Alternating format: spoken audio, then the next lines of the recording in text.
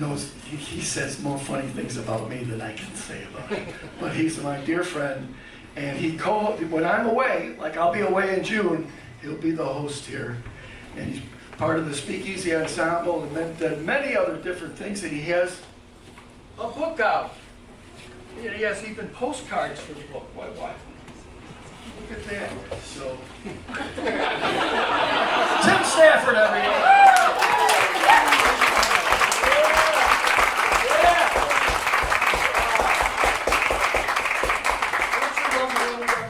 Postcards. All right. Speaking of postcards, I forgot to say this. Sorry, Jay. It's all good. You see these little fancy flyers on your table? Tomorrow, I work with a group, the Last Word Quintet. It's now a sextet. All us old guys, but it combines song lyrics, spoken word, and a lot of great music together. We're trying to start up a residency at the Hungry Brain. So you would really be helping me out. If you like what I'm doing, you'll help me out and come out tomorrow night at 8 o'clock to the Hungry Brain.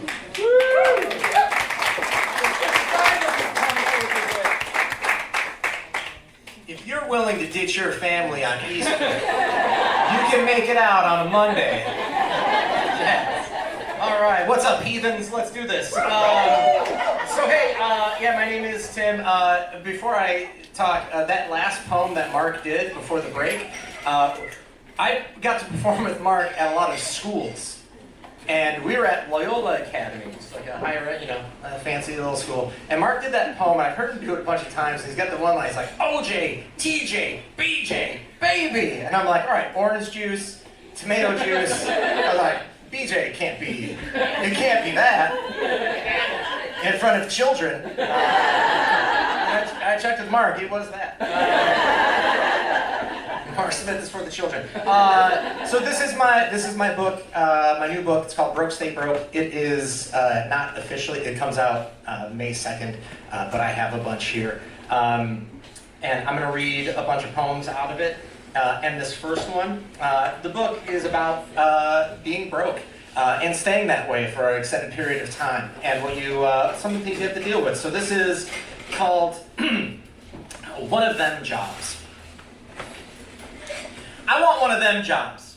The kind with signing bonuses and matched 401ks. The kind of job where people brainstorm ideas on glass walls with neon markers and call it spitballing. Thank you.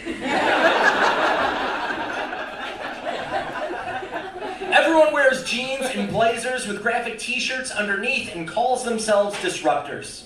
There's a keg of beer in the break room because the boss is a cool boss who wants everyone to work hard and play hard, which is weird because at the Christmas party last year, Jake in the graphics department got fired for spiking the dunk tank with LSD. Made everyone think a giant snake was loose in the building, and their open office concept offered no protection from its wrath. Julie from HR, she passed out after looking in the mirror and seeing her fresh blowout transform into a nest of vipers that would make Medusa proud.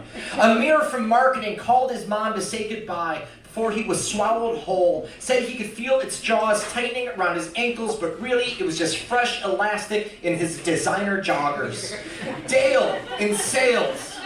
Dale drop-kicked his assistant because he thought they were turning it into an anaconda, but the whole office knows Dale's been kind of wanting to drop-kick his assistant ever since they popped out in the final at-bat at the kickball tournament.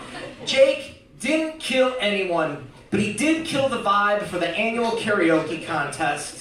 The one time a year when the boss dusts off the mic and offers an unironic rendition of Susu Studio to inspire their employees to a successful and profitable Q1. For that, Jake had to be released with full severance package, including extended health care, 3 months pay, and a letter of recommendation in exchange for a signed NDA. I want one of them jobs. Where do I apply? Thank you.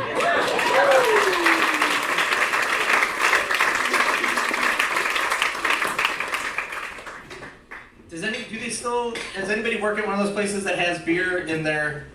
Yeah? Okay. I'm a teacher, so that's a fucked up idea to me. I don't know. That seems problematic.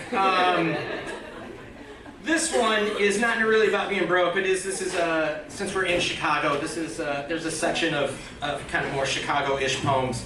I live in the suburbs, and I encounter now that my son is in middle school, I have to go to a lot more like school functions, and I have to interact with parents.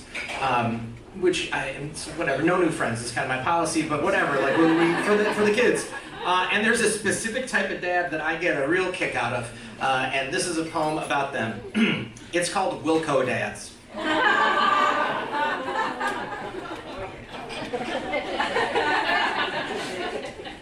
They have tattoos of the Chicago flag to commemorate their lifelong dedication to the city they lived in.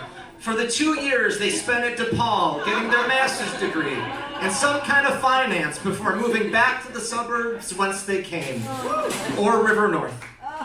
They will ask you what music you listen to, and no matter your answer will reply, man, if you like that, you'll probably like Wilco.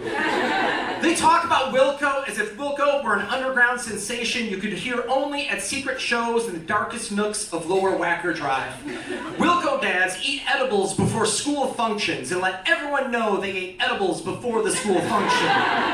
At the school function, they will find other Wilco dads wearing their Wilco shirts and list every Wilco show they've been to. And if another Wilco dad was at the same Wilco show, they will high five, they will hug, they will hold each other's gaze, they will imagine a life together based around the music and lyrics of Wilco.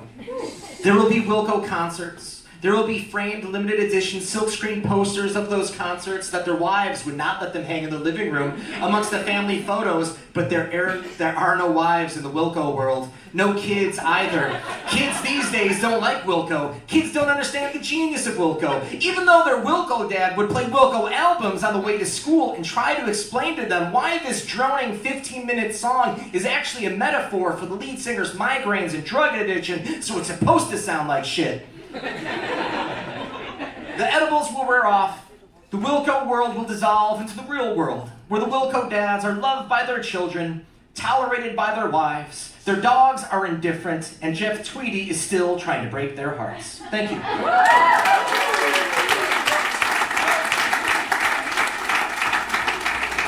I am going to need somebody to explain to Mark what Wilco is while I'm up here. Fuck, that was like a tongue twister. This is my first time really reading a lot of these poems out loud. Thank you. And so writing Wilco a bunch is a lot different than saying it over and over and over and over again. This one is, so the first part of this book is called Broke, Stay Broke. And this is called When You Are Broke. 1. You are the Bob Fosse of financial illiteracy. A master choreographer, the way you maneuver your credit cards in and out of rotation to avoid overages, late fees, more hits to your credit score. Your credit score is steadily tap dancing towards oblivion. 2. You are a Twilight Zone episode no one wants to watch. The way every route mapped to lead you out of distress loops back to where you started. 3. You are the Miss Cleo of decision making. The world's worst psychic. The way you already know how bad this decision will affect you in the long term, but you make it anyway. There is no down payment, barely a minimum payment. 4, you are a professional defeatist, and you have to win all the grants, all the prizes, all of the awards that pay off your debts, so you apply to none. That's not a happy one, but you can still clap. All right.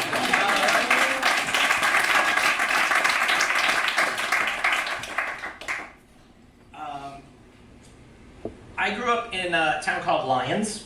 Not even a mercy clap, usually there's one. And so my dad is he's a pretty cool guy. He's not the type of dad to be like, son, let me tell you about the way life is. He relied on like school and like special episodes of Full House to really teach me lessons. But this is about the only lesson he really taught me. This is called A Dozen or So Half-Naked Polish Men. A dozen or so half-naked Polish men were living in my neighbor's basement. My brother spotted them through the only basement window not covered in cardboard. The dozen or so half-naked Polish men slept on cots lined up on the basement floor.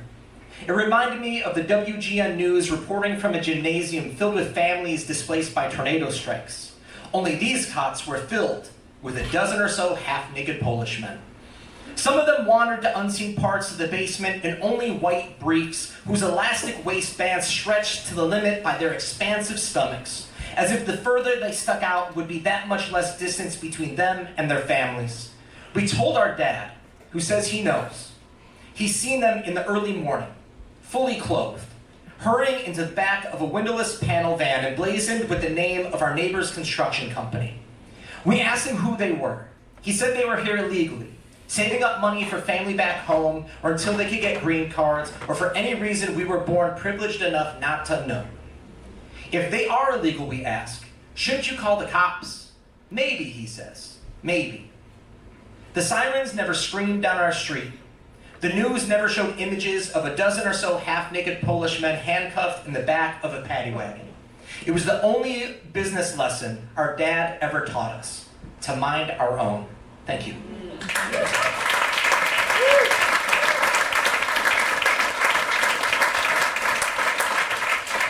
This is, I think this is the only place I can really read this. So, because it's about the Green Mill. I started to come to the Green Mill to do Poetry Slam, obviously, and got to slowly get to know the people who worked here.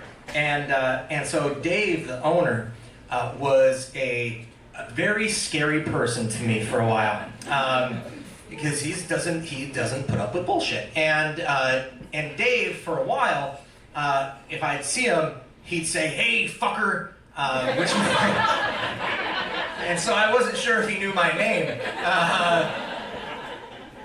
So this is about that. So this is for you, Dave. It's called Big Shot at the Green Mill. He shakes my hand with a grip so tight it hurts my feelings. The owner knows me, but I'm not sure if he knows my name. With a Chicago accent heavier than a breaded steak sandwich, he says, "Hey there, fucker." He shows me to an open booth and doesn't let me pay for drinks. I say it's because he values my artistic contributions. My girl says it's because I only drink sodas or seltzer. I tell her that jealousy is not a good look for her. And that is why there are now two people who I hold dear who call me fucker.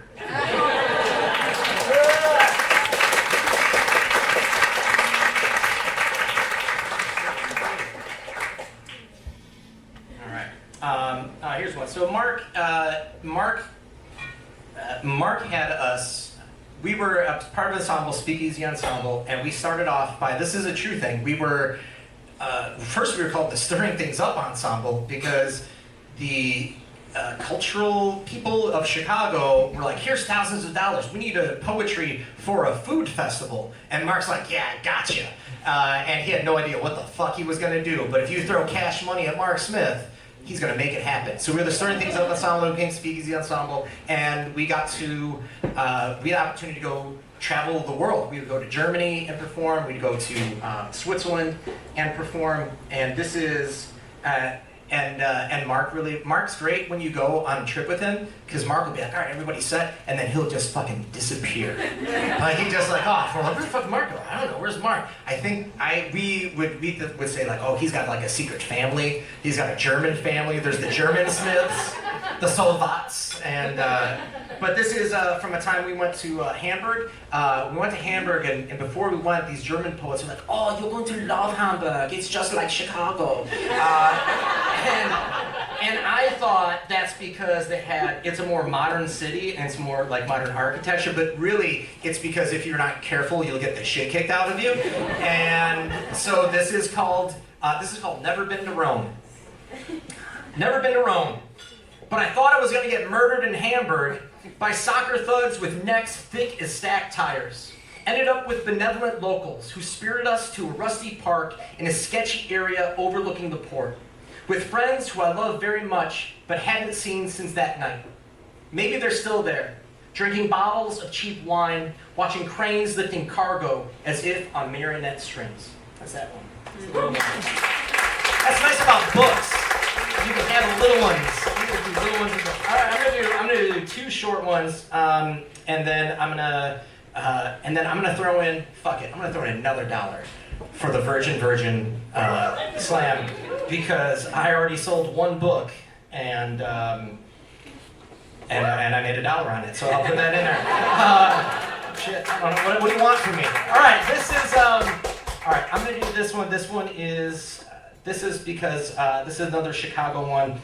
This one is for, my wife says she never asked for love poems. I think she's scared that I write her a love poem.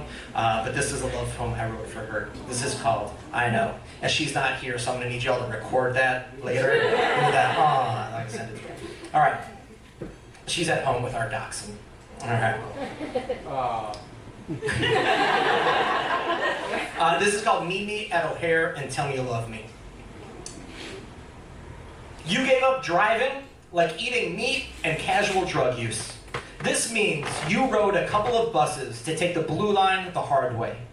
You carry no signs, no balloons, just an offer to take a bag so I can drink the coffee you've been holding since Damon Avenue.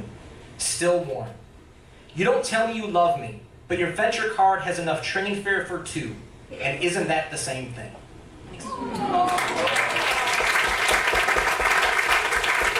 Easter's for lovers, y'all. Easter's for lovers. All right, so in this book that I do get sentimental, there's some sad stuff. I do talk about, like there's poems about, trying to avoid the dentist because you know how much that's going to cost. There's ones about dodging your mechanic, but this is kind of the celebratory one. This is, everyone goes through those phases where you're just trying to get to the next paycheck, or you're hoping that one thing just kind of comes through, or that tax refund that you were hoping for actually is what you calculated it to be, and you don't get audited because you fucking lied about it. So this is a poem that I wrote because it's about the celebration of, even though you're in this kind of like shitstorm and you're not really sure how you're gonna get out, this is a celebration of those times when things feel a little light. This is called When That Check Hits Though. When that check hits though, it's a party. It's a fucking festival. I take the past due notices that have stacked up on my kitchen table like a monument to my fiscal irresponsibility and shred them. Throw a ticker tape parade in my honor because I fucking made it through another month. Phone bill, paid. ComEd, paid. Minimum payment on all 4 credit cards, get off my back. The crowd roars when they see me invest in the 12-pack of razors instead of the 4. The crowd explodes when they see me buy toilet paper, the good kind, in bulk. Enough to keep us wiped right for weeks. Next month is next month's problem because right now I am light. I am afloat. I am a parade balloon pumped full of helium drifting down State Street. The handlers can't keep hold of the ropes and everything is going up. Up, up. Thank you very much. I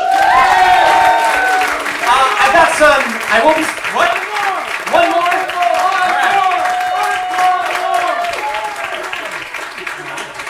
All right, I'll do one more. Also, so I am selling books. I have the postcards that Mark hyped up so well for me. The postcard. What's with the fucking postcards? Now we hate some bullshit. I'm doing also have little stickers. I have stickers. Listen, y'all. I'm trying to sell this fucking book, all right? Broke don't want to stay broke. But I'm going to be doing a book release show 2 weeks from today, and I have the information over there. It's going to be me, there's a couple poets, Yvonne Clark, Maida Devalle, are going to be performing at it. It's free, it's going to be great, so you should come. You should buy a book. If not, grab one of these, give them to somebody that you don't hate, and tell them to go. Or if they do hate, just if you can't go, be like, yeah, you fucking go here. All right, I'll do this one. This is, all right, yeah. I'm a teacher, and this is, yeah, I'll do that one. What the fuck? This is called When a Student Asks Me If I Would Quit Teaching If I Became Rich. Ooh, yeah. Am I a short man? Do you like to remind me that I am a short man? Do I stay up late at night haunted by you and your classmates' remarks about my shoes and outfits? Do I wish I had better shoes? Do I wish I could afford a decent outfit? Do you act dumbfounded when I tell you you are failing my class, or when I offered you makeup work you told me, I'm good, fam? Do you need to ask me what dumbfounded means? Would you like to rephrase your question? Thank you very much, y'all.